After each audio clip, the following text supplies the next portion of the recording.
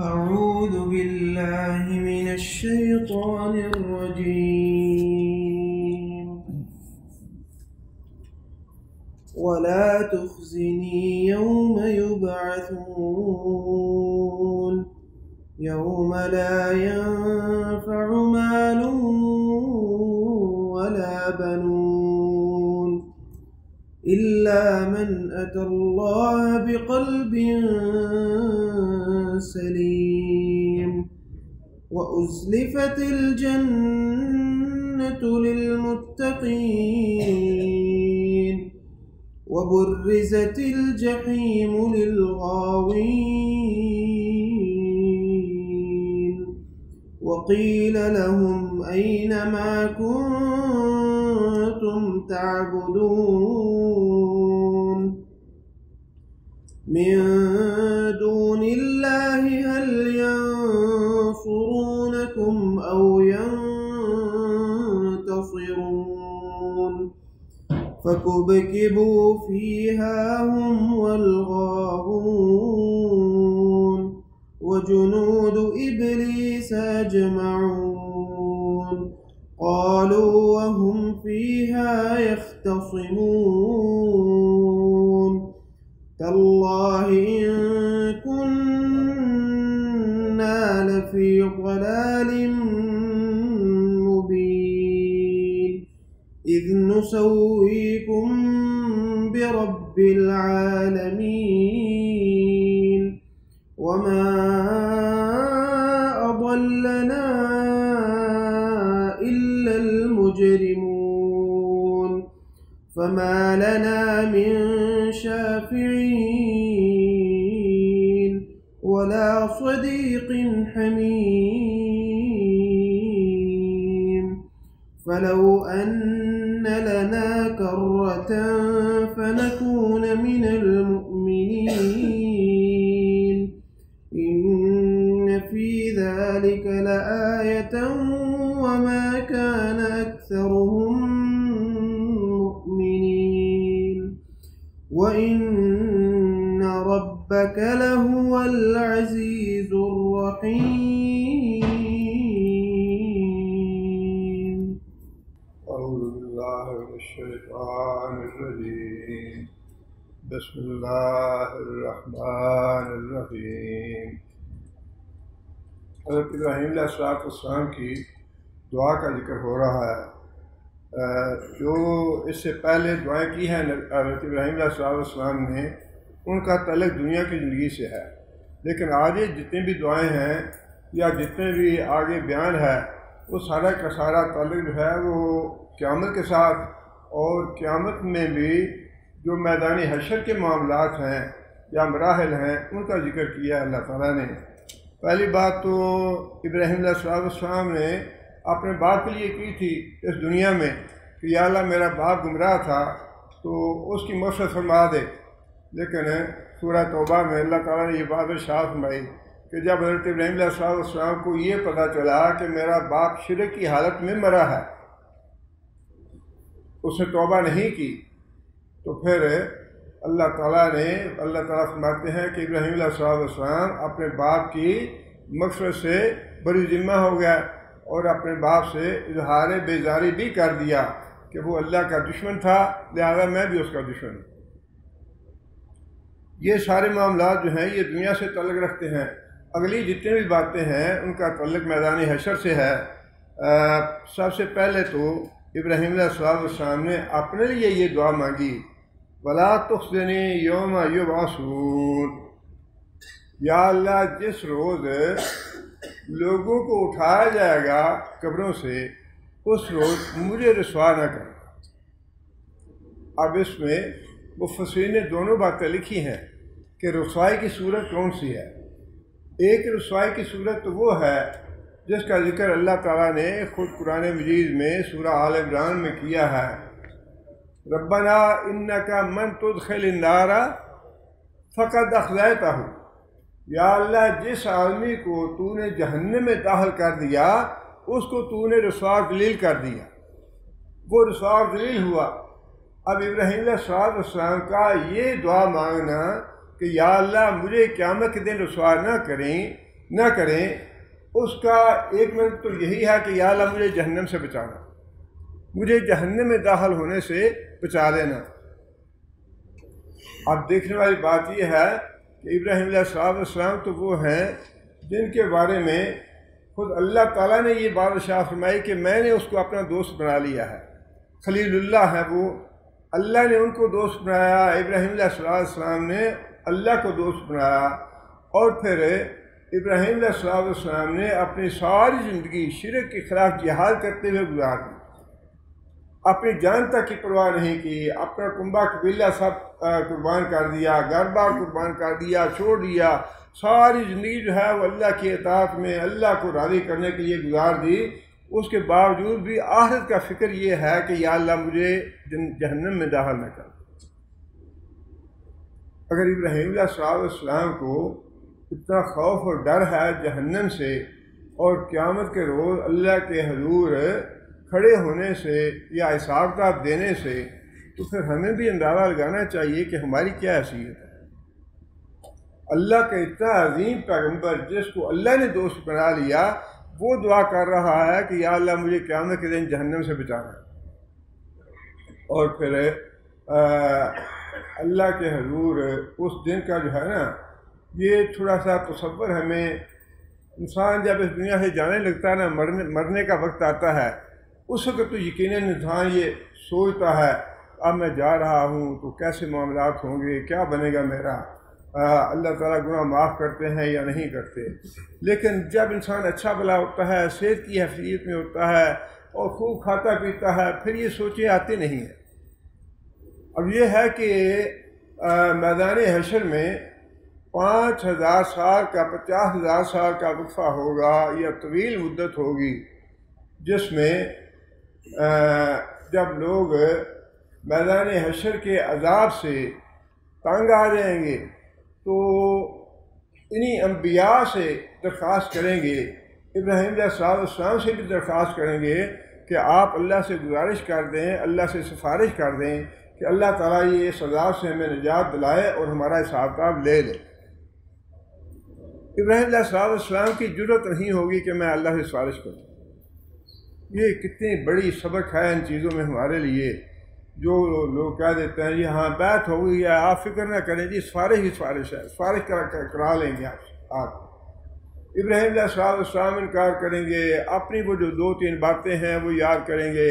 پھر نوح علیہ السلام کے بارے میں آتا ہے کہ نوح علیہ السلام سے بھی گزارش کی جائے گی، نوح علیہ السلام بھی ڈریں گے اپنی اس بات سے، اللہ نے تو روک دیا تھا کہ بیٹے کی سفارش نہ کرنا، میں پھر کر بیٹھا۔ بہت ہی معاملہ جو ہے نا، آنے والے مراحل جو ہیں، یہ جو ابراہیم علیہ السلام کی اس دعا سے سبق ہمیں یہ ملتا ہے کہ آخرت کی فکر سے کبھی بھی غافل نہیں ہونا چاہیے۔ ہر وقت انسان کو آخرت کی فکر رہنی چاہیے، آخرت کا منظر، حشر کا منظر جو ہے فوراً ذہن میں رہنا چاہیے۔ ابراہیم علیہ السلام اتنے فکر مند ہیں تو ہماری کیا مجال ہے کہ ہم اب بے فکر ہو جائیں اس سے۔ اور پھر جتنے بڑے انبیاء ہیں، موسیٰ علیہ السلام بھی اللہ سے سفارش نہیں کر پائیں گے، عیسیٰ علیہ السلام بھی ڈریں گے اللہ سے بات کرتے ہوئے۔ پھر رسول اکرم صلی اللہ علیہ وسلم کو بھی اجازت دی جائے گی بڑی مشکل کے ساتھ۔ پتہ نہیں، نبی صلی اللہ علیہ وسلم نے خود فرمایا کہ مجھے پتہ نہیں میں کتنی دیر تک اللہ کے حضور پڑا رہوں گا سجدے میں، اس کے بعد کہیں جا کے مجھے سفارش کی اجازت ملے گی۔ یہ ساری باتیں جو ہیں یہ ہمارے ساتھ پیش آنے والی ہیں، ایسے نہیں ہے کہ یہ معاذ اللہ بس کسی اور کہانیاں ہیں، سن لیا ایک کان سے دوسرے سے نکال دیا، یہ ایسے نہیں ہے۔ ہمیں آج اگر موت آتی ہے نا تو یہ آج ہی سلسلہ شروع ہو جائے گا، اور اس موت کا کچھ پتہ نہیں ہے کب آ جائے۔ اور پھر دوسری بات جس کا تعلق پچھلی دعا سے کے ساتھ ہے کہ یا اللہ میرا باپ جو ہے اس کو معاف کر دینا، یہ اس کے بارے میں بھی علماء نے لکھا ہے کہ اس اگلی دعا کا تعلق بھی اس کے ساتھ ہے کہ یا اللہ میرے سامنے میرے باپ کو جہنم میں نہ بھیج، یہ میری رسوائی ہوگی، میری ذلت ہوگی، لوگ یہ کہیں گے کہ اچھا ابراہیم کا باپ ہے یہ جو جہنم میں جا رہا ہے۔ یا اللہ میرے سامنے. اور پھر وہ واقعہ نبی صلی اللہ علیہ وسلم نے حدیث میں بھی بتلایا ہے کہ ابراہیم علیہ السلام کے بارے میں اپنے باپ کے بارے میں عرض کریں گی اللہ تعالیٰ سے کہ یا اللہ تو نے مجھ سے وعدہ کیا تھا کہ میں تجھے رسوا نہیں کروں گا، اور میری رسوائی اس سے بڑی کیا ہو سکتی ہے کہ میرا باپ جہنم میں جا رہا ہے. اللہ تعالیٰ فرمائیں گے کہ جو میرا قانون ہے، جو فیصلہ ہے، وہ تو نہیں بدلے گا کہ کافر اور مشرک کے لیے جہنم حرام ہے. البتہ ابراہیم علیہ السلام کو اس ذلت اور رسوائی سے بچانے کے لیے اللہ تعالیٰ یہ اہتمام کر دیں گے کہ ابراہیم علیہ السلام کو توجہ ہٹا دی جائے گی کہ ابراہیم ذرا اپنے پاؤں کی طرف دیکھو، توجہ ہٹاؤ، توجہ ہٹ جائے گی اپنے باپ کی طرف سے کہ باپ کہاں ہے. تو نبی صلی اللہ علیہ وسلم نے فرمایا کہ بجو کی شکل بنا کے باپ کو جہنم میں ڈال دیا جائے گا. بس اس سے اتنا ہوگا کہ ابراہیم علیہ السلام کو بھی یہ پتہ نہیں چلے گا کہ اب میرا باپ اس جمگٹے میں یا اس ہنگامے میں یا اس مجمع میں کہاں کدھر چلا گیا، اور نہ ہی مخلوق خدا کو یہ پتہ چلے گا کہ ابراہیم علیہ السلام کا باپ جو ہے اس کو باپ کی شکل میں جہنم میں ڈالا گیا. بس اتنی سی رعایت اللہ تعالیٰ کر دیں گے ابراہیم علیہ السلام کے ساتھ. اور یہ وہ چیز ہے جس کے بارے میں ابراہیم علیہ السلام دعا کر رہے ہیں کہ یا اللہ مجھے قیامت کے دن کی رسوائی اور ذلت سے بچا لینا. اب بات اتنی نہیں ہے کہ ہم یہ بات پڑھ کے تو کہیں جی ٹھیک ہے ابراہیم علیہ السلام نے تو بڑی اچھی دعا کی. سوچنے والی بات یہ ہے کہ باپ سامنے کھڑا ہے قیامت کے دن، باپ جنت میں جا رہا ہے، بیٹا جہنم میں جا رہا ہے، فیصلے کو بدلنے والا کوئی نہیں ہے. اس وقت کیا گزرے گی انسان پہ؟ آج یہ دنیا میں تو ہوتا ہے، اچھا جی پولیس پکڑ کے لے گیا، باپ جو ہے وہ پیچھے پیچھے پھرتا ہے، فلاں سے فارغ کراؤ، فلاں، اچھا جی بیٹے کو چھوڑ دیں، بیٹے سے زیادتی ہوگی، غلطی ہوگی، معاف کر دیں، یہ ہو گیا وہ ہو گیا. سوال یہ ہے، یہ سوچنا ہمیں بھی چاہیے کہ بیوی جنت میں جا رہی ہے، شوہر ادھر کھڑا ہے، بیوی کیا سوچے گی یہ ہے وہ شوہر جو خود جہنم میں جا رہا ہے. اور کتنے اللہ تعالیٰ معاف کرے. اور ایک دن کسی نے سوال کیا کہ اچھا یہ خاتون ہے، وہ کہہ رہی ہے کہ سود نہیں لینا اور حرام کمائی نہیں چاہیے ہمیں، اور جو شوہر ہے نہیں سود کے بغیر تو میں مکان نہیں بنا سکتا، مکان کے لیے سود میرے پاس پیسے نہیں ہیں، اب کیا کریں، کیا میں طلاق لے لوں یا چھوڑ دوں؟ اب ایسے بھی واقعات جب ہیں تو قیامت کے دن پھر یہ ہوگا ایسے. اور اس کا ہمیں آج سوچنا چاہیے کہ اگر خدا نخواستہ ایسے ہو جائے کہ بیٹی جو ہے وہ اس دنیا کے بکھیڑوں میں پڑھ کے اور فیشنوں میں پڑھ کے جہنم میں آنکھوں کے سامنے جا رہی ہو، تو پھر باپ کی رسوائی اور ذلت کا کیا حال ہوگا، باپ کی سوچ کیسی ہوگی اس وقت. یہ ماں ابراہیم علیہ السلام کی یہ تو اللہ تعالیٰ نے نصیحتیں کی ہیں ہمیں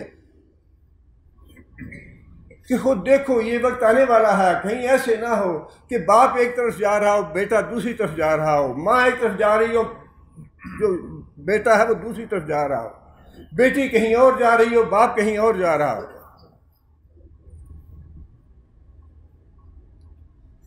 ایسا اس کے لیے اہتمام کرنا چاہیے کہ آج انسان اس بات کی فکر کرے کہ اگر انسان خود نیک ہے اور خود سیدھے راستے پہ جا رہا ہے تو اپنی اولاد کو بھی اور اپنی نسلوں کے لیے بھی یہ دعا بھی کرے اور کوشش کرے اور محنت بھی کرے کہ بچے جو ہیں ان کی دینی تعلیم و تربیت ہو، ان کا دینی ذہن بنے. فتنے تو بہت ہیں، گمراہی کے اتنے زیادہ فتنے ہیں کہ ان فتنوں سے اب بچنا جو ہے نا بہت مشکل ہو گیا.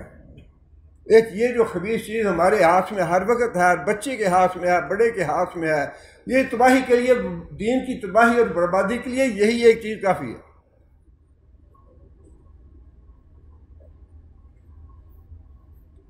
اس لیے یہ جو فکر ہے نا، یہ آیتیں ہمیں فکر دیتی ہیں کہ آخرت کی جو معاملات ہیں، حشر کے جو معاملات ہیں، ان سے غافل نہ رہنا. ابراہیم علیہ السلام غافل نہیں تھے اس سے. اور پھر جتنے بھی صحابہ کرام ہیں ان کا آپ نے دیکھا نا کہ حضرت ابوبکر صدیق رضی اللہ تعالیٰ عنہ جیسا آدمی کئی بار نبی صلی اللہ علیہ وسلم نے بشارت دی اور فرمایا کہ جنت میں جانے والا دوسرا آدمی جو ہے وہ میرے پیچھے ابوبکر ہوگا. میں جا کے کھٹکھٹاؤں گا دروازہ جنت کا، اور جنت کا دروازہ کھول کے جب جا رہا ہوں گا تو میں اپنے پیچھے دیکھوں گا تو ابوبکر میرے ساتھ ہوگا.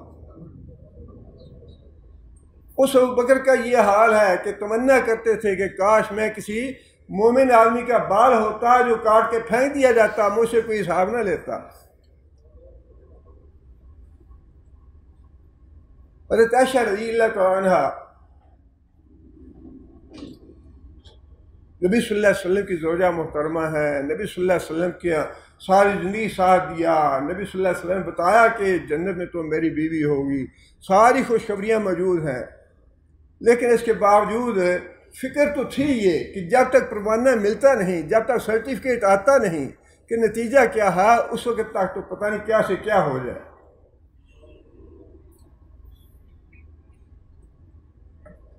مرض الموت میں تھیں، عبداللہ بن عباس ملنے کے لیے آئے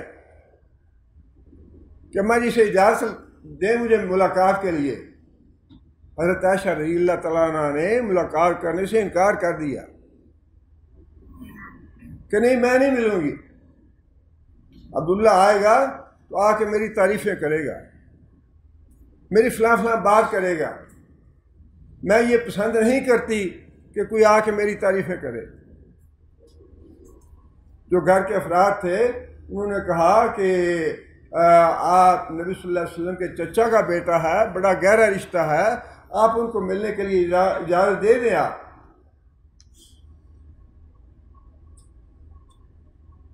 حضرت عبداللہ بن عباس نے رضی اللہ تعالیٰ عنہ نے آ کے پوچھا، اماں جی آپ کا کیا حال ہے؟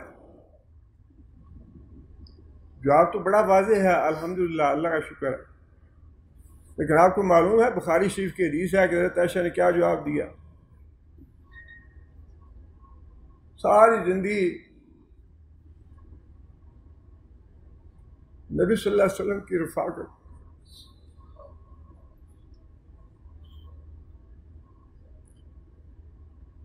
کہنے لگیں کہ اگر میں اللہ کے ہاں ٹھیک ہوں تو پھر ٹھیک ہوں، اگر اللہ ناراض ہے تو پھر ٹھیک نہیں ہوں۔ اگر اللہ کے ہاں میں ٹھیک ہوں، اللہ کے ہاں اچھی ہوں تو پھر میں ٹھیک ہوں، پھر میں اچھی ہوں، اگر اللہ کے ہاں ٹھیک نہیں تو پھر میں ٹھیک نہیں ہوں۔ ان لوگوں کو یہ فکر تھی۔ امام ابن جوزی رحمۃ اللہ علیہ، اللہ تعالیٰ کروڑ کروڑ رحمتیں کرے ان پہ، بڑی عجیب عجیب باتیں لکھی ہیں انہوں نے۔ وہ خود کہتے ہیں کہ میں درس دے رہا تھا اور میرا درس سننے والے تقریباً 10,000 آدمی کے 10,000 کے لگ بھگ لوگ تھے، اور میرے درس کے دوران خود میں نے دیکھا کہ بعض لوگوں پہ رکت آری ہے، لوگوں کے دل نرم ہو گئے ہیں، بعض لوگوں کو میں نے دیکھا کہ ان کی آنکھوں سے آنسو نکل رہے ہیں میرے درس کی وجہ سے، اور کہتے ہیں کہ درس کے بعد میرے دل میں یہ خیال پیدا ہوا کہ ابن جوزی تمہارے درس سے یہ لوگ، ان لوگوں پہ وہ رکت طاری ہو گئی ہے، ان کے آنسو نکل گئے ہیں، لیکن تم یہ بتاؤ کہ اگر اللہ تعالیٰ نے قیامت کے دن تمہارے لیے عذاب کا فیصلہ کر دیا تو تمہارا کیا ہوگا؟ ابن جوزی کہتے ہیں کہ میں نے اللہ سے دعا کی،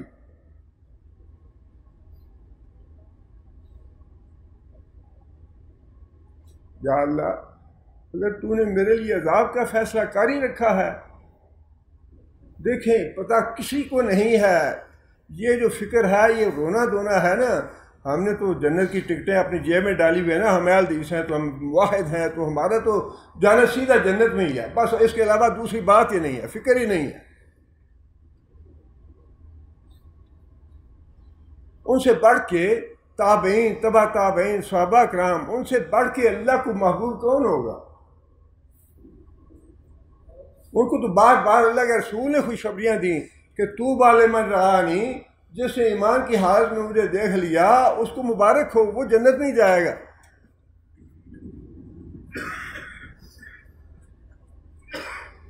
دعا کی اللہ سے، ابن جوزی رحمۃ اللہ علیہ کہتے ہیں کہ میں نے اللہ سے دعا کی، یا اللہ اگر تو نے میرے بارے میں عذاب کا فیصلہ کر رکھا ہے تو ان لوگوں کے سامنے مجھے عذاب نہ دینا۔ یہ لوگ کہیں گے کہ یہ آدمی تو ہمیں اللہ کی طرف بلاتا تھا، یہ خود ایسا ہے، یہ خود جہنم میں جا رہا ہے۔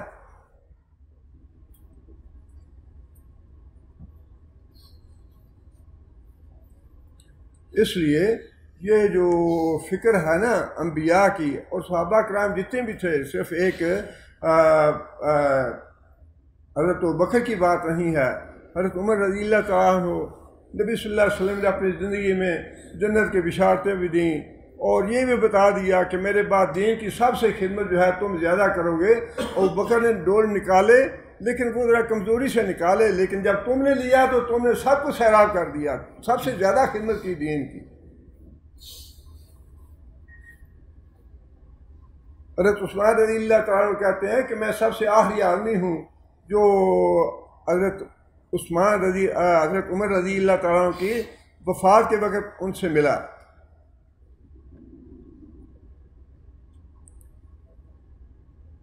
حضرت عمر رضی اللہ تعالیٰ عنہ کا سر جو ہے وہ ان کے بیٹے عبداللہ کی گود میں تھا، تو حضرت عمر رضی اللہ تعالیٰ عنہ نے بیٹے سے کہا کہ میرا سر جو ہے زمین پہ رکھ دو۔ بیٹے نے کہا ابا جان ایک ہی بات ہے، میری گود میں یا زمین پہ ایک ہی بات ہے۔ دوبارہ فرمایا کہ تمہاری ماں گم ہو، تمہاری ماں تمہیں گم پائے، میرا سر رکھو زمین پہ۔ دیکھیں اس جو موت کا وقت ہے نا اس کو یاد کریں۔ حضرت عمر جیسا قوی آدمی اور آہنی اعصاب کا مالک، اتنا آہنی اعصاب کا مالک، اتنا آہنی اعصاب کا مالک، اتنا خوف تھا قوم پہ، اتنا خوف تھا قوم پہ۔ ایک خاتون تھی، وہ حاملہ تھیں، کسی معاملے میں حضرت عمر رضی اللہ تعالیٰ عنہ نے اس کو دربار خلافت میں طلب کیا کہ فلاں عورت جو ہے نا اس کو بلاؤ۔ حضرت عمر کا روب داب اتنا تھا، حضرت عمر کا خوف اتنا زیادہ تھا لوگوں پہ کہ وہ عورت جو ہے آنے سے پہلے اس کا حمل ضائع ہو گیا، خوف کی وجہ سے۔ اندازہ لگائیں کہ وہ ہے یہ عمر۔ جب موت کا لمحہ آیا تو حضرت عمر رضی اللہ تعالیٰ عنہ میں اتنی عاجزی اور اتنی تواضع اور اتنا خوف اللہ کا، ڈر اللہ کا کہ بیٹا میرا سر جو ہے نا زمین پہ رکھو جس زمین میں میں جا رہا۔ حضرت عثمان کہتے ہیں کہ حضرت عمر رضی اللہ تعالیٰ عنہ کے آخری الفاظ یہ تھے کہ عمر اگر تمہیں اللہ نے معاف نہ کیا، اگر عمر اللہ نے تمہیں معاف نہ کیا تو تمہاری تباہی اور ہلاکت ہے، تباہ ہو جاؤ گے، ہلاک ہو جاؤ گے اگر تمہیں اللہ نے معاف نہ کیا۔ بات یہ ہے کہ یہ جو خوف ہے نا انبیاء کا بھی اور صحابہ کرام کا بھی، یہ خوف جو ہے یہ معاذ اللہ غلط نہیں تھا، یہ بالکل درست ہے۔ اس لیے کہ جب تک اللہ تعالیٰ کی طرف سے قیامت کے دن پروانے ہاتھ میں مل نہیں جاتے، نامہ اعمال مل نہیں جاتا، انسان کو پتہ نہیں چل جاتا کہ وہ کس طرف جانے والا ہے۔ حضرت ابو ہریرہ رضی اللہ تعالیٰ یہی کہتے تھے۔ جب موت کا وقت آیا تو حضرت ابو ہریرہ رضی اللہ تعالیٰ عنہ نے رونے لگے۔ لوگوں نے پوچھا کہ اے ابو ہریرہ تم نے ساری زندگی نبی صلی اللہ علیہ وسلم کے ساتھ حدیثیں سنتے اور لوگوں تک پہنچاتے گزار دی ہے، تمہیں کس بات کی فکر ہے؟ ابو ہریرہ کہنے لگے کہ میں اس وقت ایک ایسے ٹیلے پہ بیٹھا ہوں جس کے آگے دو راستے جاتے ہیں، ایک راستہ ادھر جاتا ہے، ایک راستہ ادھر جاتا ہے، اور مجھے پتہ نہیں ہے کہ میں اس راستے پہ جانے والا ہوں یا اس راستے پہ جانے والا ہوں۔ یہ خوف اور فکر جو ہے نا یہ تو اللہ تعالیٰ نے فرمایا نا عسیٰ ربکم قریب ہے۔ یہ نہیں کہا کہ اچھا ان لوگوں کو تو میں بالکل وہ بھیج دوں گا، عسیٰ کر کے بات کی ہے، اگرچہ اللہ کا عسیٰ جو ہے وہ یقین ہی ہے، لیکن اس کے باوجود یہ جو خوف ہے نا صحابہ کرام پہ اور انبیاء کرام پہ کہ جب تک اللہ تعالیٰ کی طرف سے پروانہ مل نہیں جاتا، سرٹیفکیٹ جنت کا مل نہیں جاتا، تب تک ہر بندہ یہ ہے کہ رونا دھونا اللہ سے معافی، توبہ، استغفار، یہ تو نہیں رہنا چاہیے، اس کے بغیر گزارا نہیں ہے۔ اور یہی وہ بات ہے کہ ابراہیم علیہ السلام جیسا اللہ کا محبوب، اللہ کا دوست، اللہ کا خلیل، اس کو بھی یہ فکر لاحق ہے کہ کہیں ایسا نہ ہو کہ قیامت کے دن میں رسوا و ذلیل ہو جاؤں۔ دعا مانگی اللہ سے کہ یا اللہ جس دن تو نے لوگوں کو زندہ کرنا ہے، قبروں سے اٹھانا ہے، یا اللہ مجھے رسوائی سے اور ذلت سے محفوظ رکھنا۔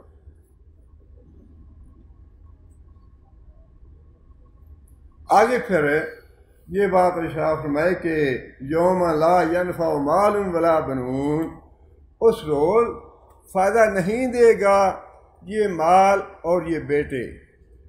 اولاد کیوں نہیں کا؟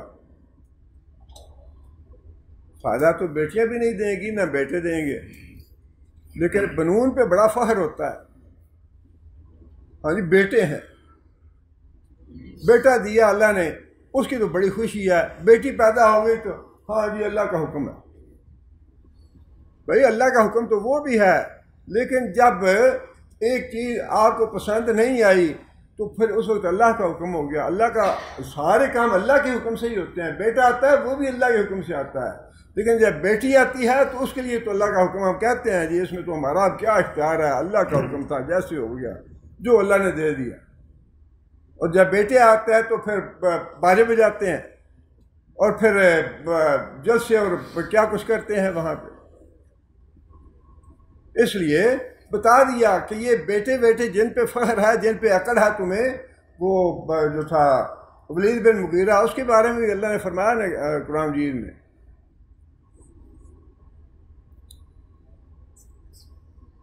وَجَعَلْتُ لَهُ مَالًا مَمْدُودًا وَبَنِينَ شَهُودًا، کہ یہ جو ولید بن مغیرہ ہے اس کو میں نے مال بھی ڈھیروں دیا، وَبَنِينَ شَهُودًا، اور ہر وقت پاس رہنے والے خدمت گزار بیٹے بھی دیے ہیں۔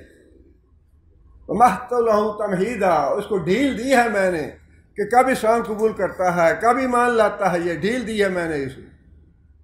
ثُمَّ يَطْمَعُ أَنْ أَزِيدَ، لیکن یہ بیوقوف سمجھتا ہے کہ میں ہمیشہ اس کو ایسے ہی ڈھیل دیتا جاؤں گا، مال بھی دوں گا، بیٹے بھی دوں گا، اور یہ عیش کرتا رہے گا۔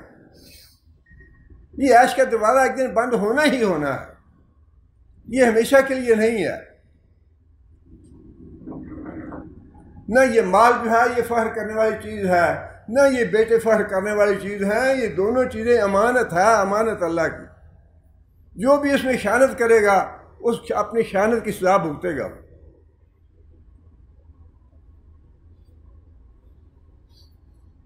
مال بھی آگے پھر اللہ تعالیٰ نے یہ بات ارشاد فرمائی، الا من اتى اللہ بقلب سلیم، ہاں جو کوئی قلب سلیم لے کے آئے گا۔ سلیم کا مطلب یہ ہے کہ کفر سے پاک، شرک سے پاک، گناہوں سے پاک، صحیح سالم دل، صاف ستھرا دل، متقی اور پرہیزگار دل، مومن والا دل۔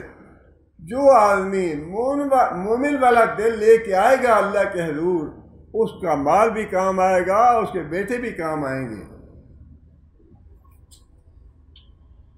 اس لیے کہ مومن آدمی جو ہے وہ اپنا مال کو ایمان سمجھتا ہے، اور جو مال میں حق ہے دوسروں کا، جو اللہ کا حق ہے وہ ادا کرتا ہے۔ وفی اموالہم حق للسائل والمحروم، وہ یہ سمجھتے ہیں اور یہ ایمان رکھتے ہیں کہ جو اللہ نے مال دیا ان کو، اس کے مال میں سائل کا اور محروم کا حق بھی ہے جو ان کو ادا کرتا ہے، وہ مال کام آئے گا۔ فرمایا کہ وہ آدمی تو قابل رشک ہے جس کو اللہ نے ڈھیروں مال دیا ہے اور وہ مال اللہ کی راہ میں بے درے خرچ کرتا ہے، وہ آدمی تو قابل رشک ہے۔ یہی فرمایا کہ جو آدمی ایمان کے ساتھ جس کو اللہ نے مال دیا اور وہ مال اللہ کی راہ میں خرچ کرتا رہا، اس کے کام آئے گا وہ مال۔ وَبَنُونَ، اور وہ بیٹے جس کی اسلامی تربیت کی، دینی تربیت کی، دین پڑھایا ان کو، دین پہ چلایا ان کو، وہ بیٹے ضرور کام آئیں گے۔ یہ اللہ تعالیٰ کے یہاں بے انصافی نہیں ہے۔ وہ بیٹے جو اللہ کے رسول کے حکم پہ چلنے والے، اللہ کے رسول پہ صحیح ایمان لانے والے، اللہ کے رسول سے وفا کرنے والے، اللہ کے دین کے لیے کام کرنے والے، دعوت سے جڑی ہوئی اولاد، تو وہ تو کام آئے گی۔ اور اس کے بارے میں تو خود نبی صلی اللہ علیہ وسلم نے بات ارشاد فرمایا، 3 باتیں فرمائی ہیں نبی صلی اللہ علیہ وسلم نے کہ جب آدمی مرتا ہے تو اس کے سارے اعمال منقطع ہو جاتے ہیں، 3 باتیں باقی رہتی ہیں۔ ان میں سے فرمایا کہ ایک تو صدقہ جاریہ جو انسان کرتا ہے وہ اس کے کام آتا رہتا ہے مرنے کے بعد بھی، اور اگر اولاد نیک ہے نا اس سے بڑا اچھا صدقہ جاریہ اور کوئی نہیں۔ فرمایا کہ اولاد جتنے بھی نیک اعمال کرتی ہے ان سب کا اجر و ثواب مرنے کے بعد اس کے والدین کو ملتا رہتا ہے۔ بہترین صدقہ جاریہ ہے بہترین اولاد، نیک اولاد، متقی اولاد۔ اور دوسری بات فرمائی کہ وہ اولاد جو اپنے ماں باپ کے لیے مرنے کے بعد دعا کرتی رہے، وہ بھی والدین کے کام آنے والی چیز ہے مرنے کے بعد بھی۔ اور مرنے کے بعد بات تو وہی ہے کہ ہم جائیں گے تو ساری باتیں ویسے تو اللہ کے رسول نے بتا دی ہیں، لیکن عملی تجربہ اتنا بھی ہوگا جب خود جائیں گے۔ نبی صلی اللہ علیہ وسلم نے ارشاد فرمایا کہ جو میت ہے نا، میت وہ جس طرح ایک آدمی پانی میں سمندر میں ڈوب رہا ہوتا ہے اور کوئی سہارا چاہتا ہے، تنکے کا سہارا چاہتا ہے کہ مجھے کوئی سہارا مل جائے ڈوبنے سے، نکل آؤں میں، بچ جاؤں اس غرق ہونے سے۔ فرمایا کہ جو آدمی اس کی اولاد ہے یا اس کے دوست احباب ہیں یا اس کا اور کوئی ساتھی ہے، اس کے لیے مرنے کے بعد استغفار کرتا ہے تو وہ بہترین ہدیہ ہے مرنے والے کے لیے۔ اور اولاد کی دعا کے بارے میں تو خود نبی صلی اللہ علیہ وسلم نے فرما دیا نا کہ اولاد کی دعا جو ہے وہ سب سے زیادہ قبول ہوتی ہے اپنے والدین کے حق میں، اور والدین کی دعا اپنی اولاد کے حق میں قبول ہوتی ہے۔ کتنا یہ اللہ تعالیٰ معاف کرے، بات وہی ہے جو اللہ تعالیٰ نے ارشاد فرما دی نا کہ جن بیٹوں کی، جس اولاد کی دینی تربیت کرو گے قیامت کے دن وہ کام آئے گی، جس کی دینی تربیت نہیں کرو گے وہ اولاد تو گالیاں دے گی اپنے ماں باپ قیامت کے دن کہ کیا ظلم کیا انہوں نے ہمارے اوپر، کیوں نہیں دین سکھایا انہوں نے ہمیں۔ ایسے ایسے لوگ بھی ہیں ہمارے پاکستان میں۔ پچھلے سال جب گئے ہمارے بڑے دور پار کے عزیز ہیں اور ان کے والد بڑے اچھے اور بڑے نیک تھے، وہ فوت ہو گیا والد ان کے، بعد میں اولاد جو ہے وہ پھر اپنے حساب سے زندگی بسر کرتی ہے، اپنے اصول ہوتے ہیں اولادوں کے۔ اور میں تعارف کرایا کہ میں پہلے آسٹریلیا چلا گیا تھا، وہاں کچھ عرصہ گزارا، اس کے بعد پھر میں آج کل انگلینڈ میں رہتا ہوں، وہاں یہ کچھ ہے، فلیٹ ہے، یہ ہے، اتنا پیسہ ہے، یہ ہے سارا کچھ۔ میں نے کہا کہ والد صاحب بڑے نیک آدمی تھے، تو آپ نے والد صاحب کے لیے دعا شاہ کرتے ہیں نا؟ تقریباً میرے خیال میں 50-60 کی عمر کے درمیان ہوں گے وہ صاحب۔ سن کے میری بات پریشان ہو گیا، کہنے لگے قرآن صاحب وہ جو نماز میں ہم پڑھتے ہیں نا رب جعلنی مقیم الصلاۃ، بس میں وہی پڑھتا ہوں۔ کیسی عجیب بات ہے، حالانکہ وہ دعا بھی مسنون تو نہیں ہے لیکن پڑھائی جاتی ہے، لوگ پڑھا کرتے ہیں، لیکن ساری زندگی انسان ٹھیک ہے آسٹریلیا میں جاتے ہیں، انگلینڈ میں یہ وہ، لیکن بات وہی ہے کہ دنیا جو ہے یہ انسان کو غافل کر دیتی ہے۔ یہ بار بار نبی صلی اللہ علیہ وسلم نے فرمایا نا کہ اپنی ماحول، اپنی صحبت جو ہے وہ دیکھ کے بناؤ کہ کون سی صحبت ہے تمہاری، تمہارے ساتھی کیسے ہیں، تمہارے دوست کیسے ہیں، کون سے معاشرے میں تم رہ رہے ہو۔ الحقنی بالصالحین والی بات جو ہے نا بڑی ضروری ہے اور بڑی اہم ہے کہ صالحین کے ساتھ انسان اٹھتا بیٹھتا رہے۔ اگر ساری زندگی انسان اپنے ماں باپ کے لیے دعا بھی نہ کر سکے یا اسے یہ پتہ ہی نہ ہو، ہمارے حالانکہ اللہ تعالیٰ معاف کرے، بس اولادوں کا معاملہ جو ہے وہ تو آگے ایسے ہی ہو جاتا ہے۔ ہمارے اپنے جو دوست ہیں، ساتھی ہیں، ہمارے انڈیا کے بڑے قریب ساتھی تھے، فوت ہو گیا بیچارے، تو میں نے ان کے بیٹے سے کہا کہ بیٹا اب تم پہ فرض ہے اپنے والدین کے لیے دعا کرتے رہا کرو ہر نماز کے بعد۔ کہنے لگی کیا دعا کروں؟ میں نے بتایا انہیں کہ رب ارحمہما بڑی اچھی مختصر دعا ہے۔ کہتے ہیں جی مجھے یہ آتی نہیں ہے، تم آپ مجھے لکھ کے بھیج دیں کیسے کریں۔ اور ماشاء اللہ وہ مینیجر اور پتہ نہیں کیا کچھ اپنی کمپنی میں، اور دنیا بڑی ہے، دنیا کمانے کے لیے سب کچھ۔ کیا ایسے یہی بات ہے جو اللہ نے فرمایا نا کہ قیامت کے دن نہ ایسا مال کام آئے گا نہ ایسی اولاد کام آئے گی۔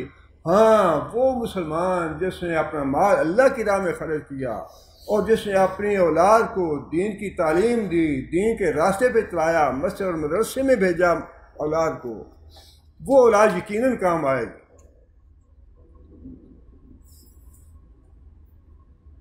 آگے پھر یہ ساری باتیں جو ہے نا ان کا حشر سے تعلق ہے، جیسے کہ میں نے بتایا پہلی دعائیں جو تھیں ابراہیم علیہ السلام کی ان کا تعلق دنیا کی زندگی سے تھا، اب یہ جو دعائیں ہیں یہ ان کا تعلق حشر سے ہے۔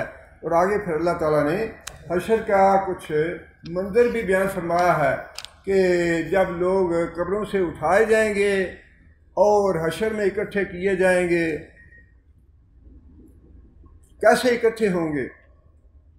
اپنے اپنے نامہ اعمال کے مطابق۔ یہ جو ہے نا معاملہ انسان کے اعمال کا، یہ تو قبر میں جاتے ہی شروع ہو جائے گا، اور قبر سے جب اٹھیں گے اس وقت بھی اپنے اپنے اعمال کے مطابق وہ حشر میں پہنچیں گے۔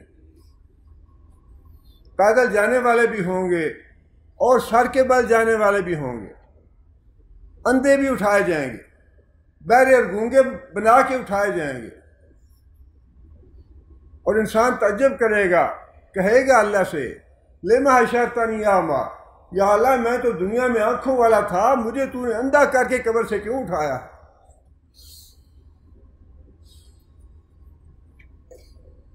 اللہ تعالیٰ نے وہ بات پہلے بتا دی کہ کیوں اندھا کر کے اٹھایا اللہ نے۔ من اعرض عن ذکری فإن لہ معیشۃ ضنکا، جو میرے قرآن سے منہ موڑے گا، جو میری نماز سے منہ موڑے گا، جو میری یاد سے منہ موڑے گا، جو میرے ذکر سے منہ موڑے گا، من اعرض عن ذکری فإن لہ معیشۃ ضنکا، میں اس کو دنیا میں بھی ایسا پھنساؤں گا کہ ساری زندگی پریشانیوں میں، مصیبتوں میں، آلام میں بسر کرے گا، سکون اور راحت کی زندگی نصیب نہیں ہوگی۔ بتا دیا اللہ نے، پہلے ہی بتا دیا۔ وَنَحْشُرُهُ يَوْمَ الْقِيَامَةِ أَعْمَىٰ، اور قیامت کے دن میں اس کو اندھا کر کے اٹھاؤں گا، کہیں فرمایا کہ بہرا کر کے اٹھاؤں گا، کہیں فرمایا گونگا کر کے اٹھاؤں گا، کہیں فرمایا کہ سر کے بل میں اس کو چلاؤں گا حشر میں جانے کے لیے۔ امریکہ میں مرا ہے، امریکہ کی سرزمین میں مرا ہے، شام تک سفر کرے گا، اپنے سر کے بل چل کے جائے گا۔ کوئی یہ نہیں کہہ سکے نہیں یا اللہ مجھ سے تو نہیں ہوتا، میں تو نہیں جاتا۔ تو ہم داخرین اللہ کے بے بس ہو جائیں گے۔ اور یہ بات اللہ تعالیٰ نے یہ ارشاد فرمائی ہے کہ میدان حشر میں جب لوگ اکٹھے ہو جائیں گے تو جنت اور جہنم جو ہے وہ دونوں قریب لے آئی جائیں گی میدان حشر میں۔ جنت میں اور جہنم میں داخل ہونے سے پہلے جب لوگ میدان حشر میں ہوں گے حساب کتاب دینے کے لیے، اس وقت جنت اور جہنم کو بھی حشر کے میدان میں لایا جائے گا۔ جنتی لوگ جو ہیں وہ جنت کو دیکھیں گے اور ان کا ذوق اور شوق جو ہے وہ اور زیادہ بڑھ جائے گا۔ جنت کی نعمتیں وہ دیکھیں گے تو بہت خوش ہوں گے۔ اسی طرح یہ فرمایا کہ وَبُرِّزَتِ الْجَحِیمُ لِلْغَاوِینَ، اور جو گمراہ لوگ ہیں، کافر ہیں، مشرک ہیں، ان کے لیے جہنم جو ہے وہ بھی لے آئی جائے گی۔ لیکن بڑا فرق ہے دونوں میں۔ ظاہر ہے جہنم کو جہنمی دیکھ کے سخت پریشان ہوں گے اور انہیں یہ واضح ہو جائے گا کہ یہ ہے جہنم، آگ والی جگہ جہاں ہم جانے والے ہیں۔ اس سے پہلے سورہ فرقان میں ہم یہ بات پڑھ چکے ہیں کہ جب حشر کے قریب جہنم لائی جائے گی، اذا رأتهم من مکان بعید سمعوا لها تغیظا وزفیرا، تو جو جب جہنم دیکھے گی نا مشرکوں کو اور کافروں کو تو زور زور سے چیخے چلائے گی، اور اپنا جو ہے نا وہ خوف اور ہیبت وہ طاری ہو جائے گا کافروں پہ اور مشرکوں پہ کہ یہ ہے وہ جہنم جس میں ہم جانے والے ہیں۔ اور یہ جو آیت ہے اس کی تفسیر میں امام ابن کثیر رحمۃ اللہ علیہ نے لکھا ہے کہ جب جہنم قریب لے آئی جائے گی حشر میں اور لوگ دیکھیں گے، جو کافر ہیں ان کا تو معاملہ الگ ہے، ان کا وہ تو یہ سمجھ کے ان کی تو کمر ٹوٹ جائے گی جب یہ دیکھیں گے کہ یہ جہنم ہے جس میں ہم جانے والے ہیں۔ لیکن جو مومن لوگ ہوں گے اور جو فرشتوں کا بھی لفظ لکھا ہے، فرشتے اور انبیاء سمیت جتنے بھی لوگ ہوں گے وہ سارے کے سارے گھٹنوں کے بل گر پڑیں گے۔ اس میں انبیاء بھی ہوں گے، حضرت ابراہیم علیہ السلام، موسیٰ علیہ السلام، عیسیٰ علیہ السلام، نوح علیہ السلام، یہ جتنے انبیاء ہیں یہ بھی، اور بڑے بڑے فرشتے جتنے بھی ہیں، جہنم کو دیکھ کے، جہنم کے خوف سے اور ہیبت سے گھٹنوں کے بل گر پڑیں گے اور زبان سے یہ کہیں گے کہ رب نفسی رب نفسی۔ انبیاء بھی یہ کہیں گے کہ یا اللہ بس ہمیں بچا لے اس جہنم سے، ہمیں بچا لے اس جہنم سے۔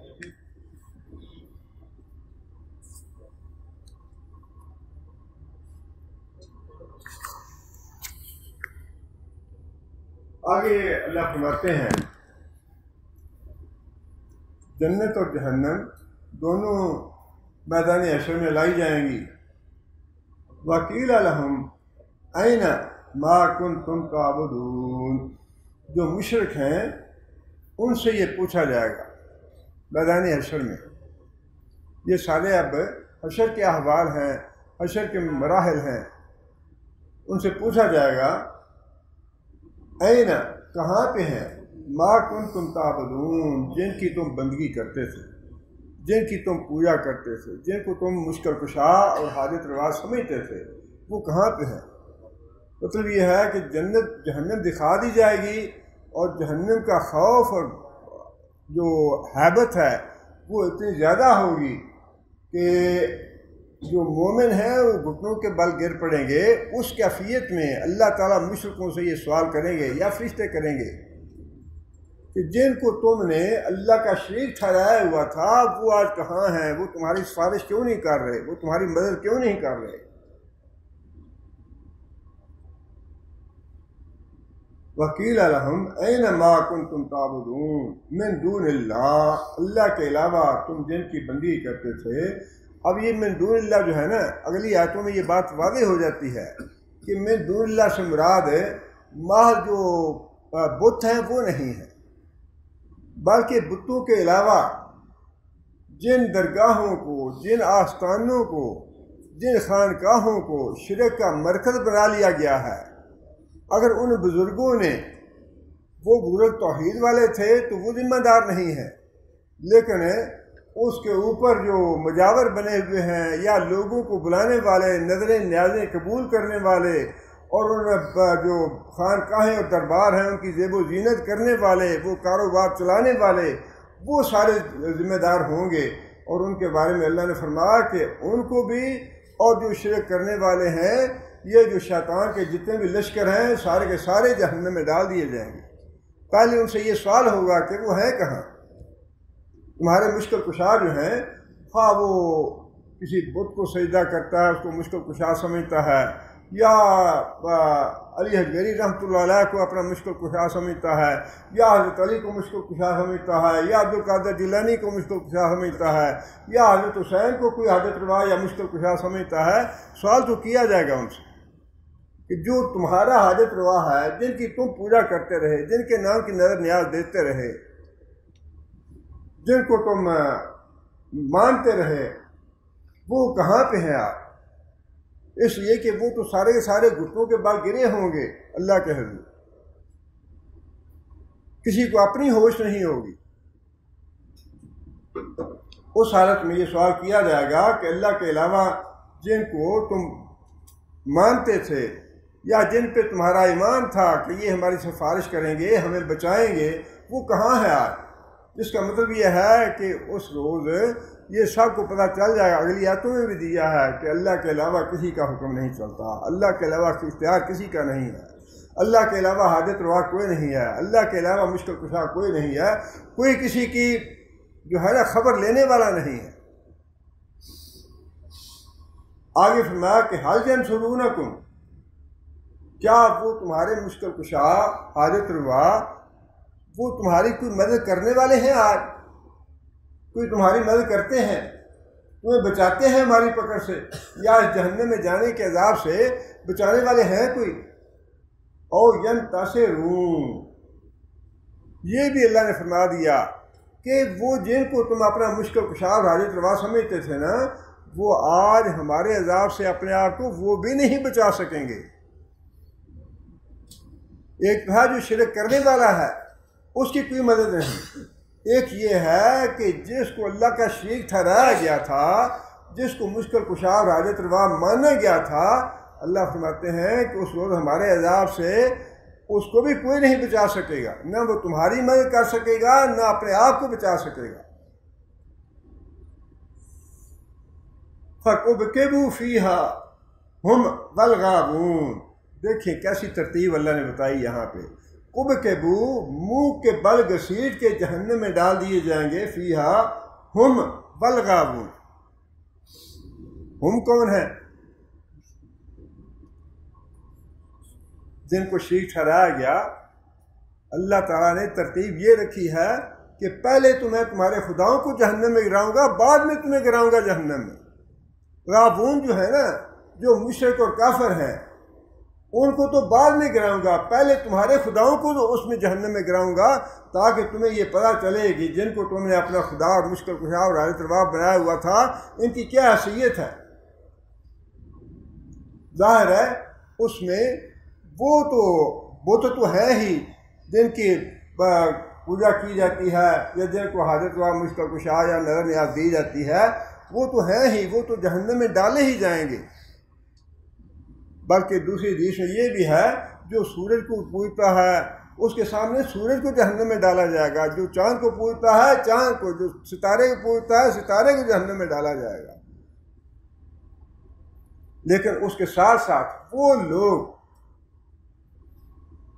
جو شرک سے روکتے نہیں، جن کے سامنے سجدہ کیا جاتا ہے وہ منع نہیں کرتے، جن کے پاؤں کو چوما جاتا ہے اور وہ منع نہیں کرتے، جن کے آگے لوگ جا کے سجدہ ریز ہوتے ہیں اور جنہیں کہتے ہیں جی آپ ہی کا فیض ہے، آپ ہی ہمارے حاجت روا ہیں، آپ ہی ہمارے مشکل کشا ہیں، اور وہ ان کو روکتے نہیں ہیں۔ فرمایا کہ پہلے تو ہم ان کو جہنم میں ڈالیں گے، جن کو شریک ٹھہرایا گیا پہلے ان کو جہنم میں ڈالیں گے، بعد میں گمراہوں کو ڈالیں گے، تاکہ ان کی ندامت میں اور بھی اضافہ ہو اور ان کو حسرت ہو اس بات کی کہ جن کو ہم نے اپنا سفارشی بنا رکھا تھا، ہم اپنا مددگار سمجھتے تھے کہ ٹھیک ہے ان کے نام کی نظر نیاز دے دیں، قیامت کے دن یہ ہماری سفارش کریں گے اور ہمیں بچا لیں گے۔ یہ عقیدہ تو عام ہے نا۔ اللہ تعالیٰ نے فرمایا کہ پہلے ہم تمہارے معبودوں کو جہنم میں ڈالیں گے، پھر اس کے اوپر تمہیں ڈالیں گے۔ ہم والغاوون وجنود ابلیس، ابلیس کا لشکر کون سا ہے؟ فرمایا کہ جن کو تم نے اپنا معبود بنا رکھا ہے ان کو بھی ڈالیں گے جہنم میں، پہل ان سے ہوگی، بعد میں مشرکوں کو ڈالیں گے۔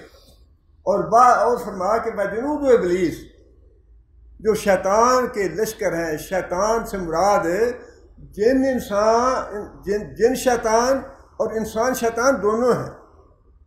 جو انسانوں میں شیطان ہیں، انسانوں میں شیطان وہی ہیں جن کے بارے میں شکایت کی نوح علیہ السلام نے بھی، وَمَكَرُوا مَكْرًا كُبَّارًا، یا اللہ مکر و فریب کے بڑے جال پھیلا رکھے ہیں۔ انہیں جی نہیں حضرت صاحب کی بات تو کریں، ان کے ساتھ بڑا فیض ہے، آپ آ کے دیکھیں، دربار پہ جائیں تو صحیح نا، وہاں سے اولاد بھی ملتی ہے، وہاں سے رزق بھی ملتا ہے، وہاں سے صحت بھی ملتی ہے، بڑا کچھ ملتا ہے وہاں سے۔ یہ ہے جلود ابلیس جو ممبروں پہ کھڑے ہو کے یہ بات کرتے ہیں اور لوگوں کو نصیحتیں کرتے ہیں اور لوگوں کو لیکچر دیتے ہیں شرک کے۔ ان کے بارے میں فرمایا کہ ہم ان کو جو مشرکوں کے معبود ہیں ان کو بھی جہنم میں ڈالیں گے، شرک کرنے والوں کو بھی ڈالیں گے، اور جو شرک کی دعوت دینے والے، شرک کے لیے دلائل دینے والے، فرمایا کہ وہ جو ابلیس کا لشکر ہے نا اس کو بھی ہم ڈال دیں گے۔ جو شرک کی تبلیغ کرنے والے، شرک کی دعوت دینے والے، شرک پہ لگانے والے لوگوں کو شرک پہ پکا کرنے والے، کہنے جی نہیں یہ بالکل ٹھیک راستہ ہے۔ فرمایا کہ وہ سارے کا سارا جو ابلیس کا لشکر ہے سب کو جہنم میں ڈالیں گے۔ آگے پھر ایک نیا موضوع شروع ہو جاتا ہے، لیکن اس کا تعلق جو ہے وہ جہنم کے مرحلے سے ہے کہ جب یہ لوگ جہنم میں ڈال دیے جائیں گے، شرک کرنے والے بھی اور جن کو شریک ٹھہرایا گیا ان کو بھی جب جہنم میں ڈال دیا جائے گا تو جہنم میں آپس میں یہ لڑیں گے، جھگڑیں گے کہ تم نے تو ہمیں کہا تھا کہ ہم مشکل کشا ہیں، عادت روا ہیں، ہم مدد کریں گے، ہم سفارش کریں گے، آپ کرتے مرتے کیوں نہیں؟ کرو ہماری سفارش، کرو ہماری مدد۔ اس کا بھی اللہ نے ذکر فرما دیا کہ جب یہ جہنم میں چلے جائیں گے تو وہاں جا کے ان کے آپس میں جھگڑے ہونے والے ہیں کہ مولوی صاحب تم تو ہمیں کہتے تھے کہ یہ ہمارے کام آئیں گے، یہ سفارش کریں گے ہماری، بیعت کر لو ان کی، یہ لے جائیں گے جنت میں، جہاں انجن جاتا ہے وہاں ڈبے بھی جاتے ہیں۔ ایسے ایسے مکر و فریب کے دلال بنائے ہوئے تھے کہ لوگوں کو گمراہ کیا، وہ جا کے جہنم میں لڑیں گے ایک دوسرے سے کہ تم نے کیوں دلال دیے ہمیں، یہ کیوں یہ وعدے دلائے ہمیں، کیوں یہ باتیں کی ہم سے۔ اصل بات یہ ہے کہ جب تک قرآن کو نہ پڑھا جائے، جب تک سیدھا راستہ نہیں ملتا، سیدھا راستہ اور قرآن کی طرف تو آنے نہیں دیتے جی 40 جو ہیں وہ علم چاہیے قرآن پڑھنے کے لیے، قرآن سیکھنے کے لیے۔ ہر آدمی تو قرآن سیکھ نہیں سکتا یا ہر آدمی قرآن پڑھ نہیں سکتا، پڑھنا نہیں چاہیے قرآن۔ اصل اللہ تعالیٰ سے دعا ہے کہ اللہ تعالیٰ ہمیں آخرت کی فکر سے غافل نہ کرے۔ یہ جو ساری باتیں ہیں نا، جو انبیاء کرام ہیں، اللہ تعالیٰ کے خلیل ہیں، وہ آخرت سے غافل نہیں تو ہم کیسے غافل رہ سکتے؟ آخرت سے غفلت جو ہے یہ تباہی کا باعث بنے گی۔ ہر وقت انسان کو آخرت جو ہے وہ ذہن میں رکھنی چاہیے کہ یا اللہ آخرت کی رفائی سے، ٹھیک ہے دنیا میں بھی اللہ دعا کرنی چاہیے کہ یا اللہ دنیا کی ذلت، اور وہ جو نبی صلی اللہ علیہ وسلم نے بات بتائی نا، اگر کسی آدمی نے کسی کے ساتھ ظلم کیا ہے، کسی کے ساتھ زیادتی کی ہے، کسی کا حق تلف کیا ہے، کسی کا حق مارا ہے، تو نبی صلی اللہ علیہ وسلم نے بڑے واضح الفاظ میں یہ بات ارشاد فرمائی کہ یہاں اس دنیا میں لین دین کر لو، اپنے حق معاف کرا لو، کسی کے ساتھ زیادتی کر دیا، حتیٰ فرمایا کہ اگر کسی نے کسی کو تھپڑ مارا ہے اس سے بھی معافی لے لو اس دنیا میں، اس لیے کہ دنیا کی جو ذلت ہے نا، اچھا جی میں معافی مانگوں گا میری بےزتی ہو جائے گی، نہیں نا، اسی لیے نہیں نا راضی کرتے، جی میں کیوں نہیں مانگوں گا، اس نے میرے ساتھ یہ کیا، وہ زیادتی کیا، اس کا جرم ہے، اس کا قصور ہے، میں کیوں کروں؟ یہ اپنی آپ کو انسان ذلت سمجھتا ہے یا اپنی بےزتی سمجھتا ہے۔ یہی نبی صلی اللہ علیہ وسلم، یہ جو اکڑ ہے نا انا، اسی کو ختم کرنے کے لیے نبی صلی اللہ علیہ وسلم فرمایا ہے کہ دنیا کی بےزتی، دنیا کی توہین آسان ہے آخرت کی توہین سے۔ آخرت کی ذلت سے بچو، آخرت کی بےزتی سے بچو۔ دنیا کی بےزتی ہوتی ہے تو اس کو قبول کر لو، دنیا میں معافی تلافی کر لو۔ کیسی کیسی باتیں نبی جو صحابہ کرام کی اور انبیاء کی سیرتیں ہیں، کیا نبی صلی اللہ علیہ وسلم نے اپنے وفات سے پہلے اپنے آپ کو لوگوں کے سامنے پیش نہیں کیا کہ میں نے کسی کے ساتھ زیادتی کی ہے مجھ سے بدلہ لے لو، میں نے کسی کو دکھ دیا ہے تو مجھ سے بدلہ لو، بتاؤ مجھے، میں نے کسی کا کوئی حق دینا ہے تو بتاؤ مجھے، میں دینے کو تیار ہوں۔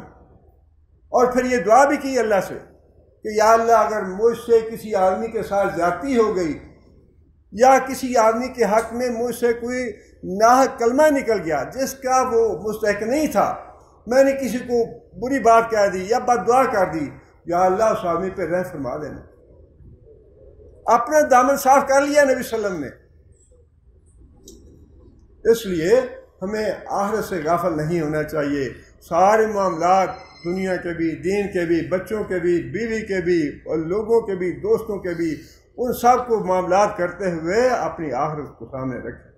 اللہ تعالیٰ ہمیں توفیق عطا فرمائے۔ سبحان ربک رب العزت عما یصفون۔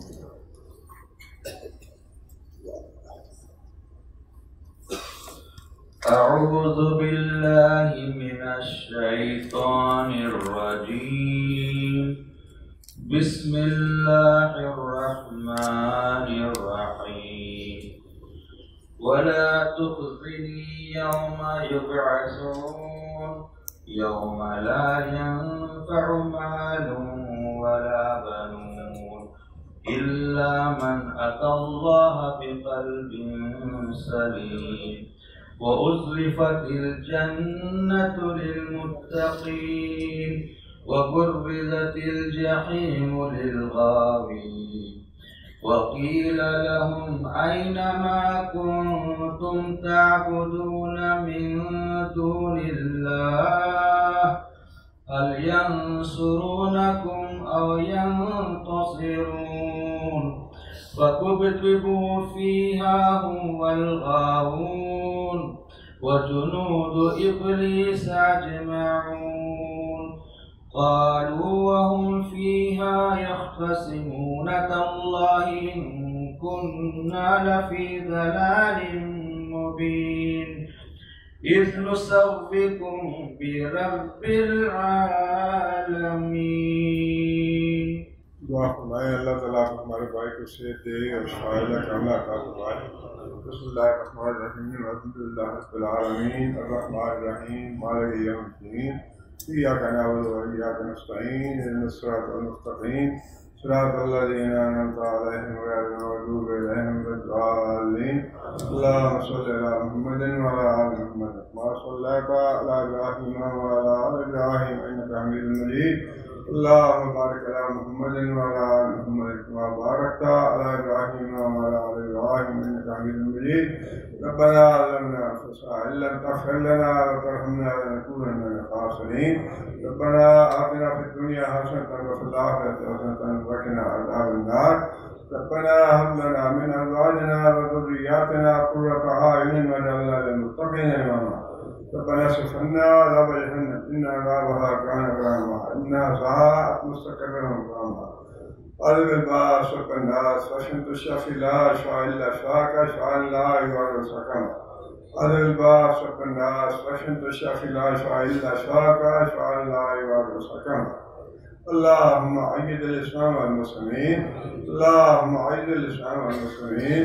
اللہ تعالیٰ سے دعا فرمائے کہ اللہ تعالیٰ فلسطین کے مظلوم مسلمانوں کی مدد فرمائے اور مسلمان مالک جو ہیں ان کی مدد کریں اور ان کے ساتھ تعاون کریں اور ان کی مصیبت اور عذاب کی گھڑی میں ان کا ساتھ دیں.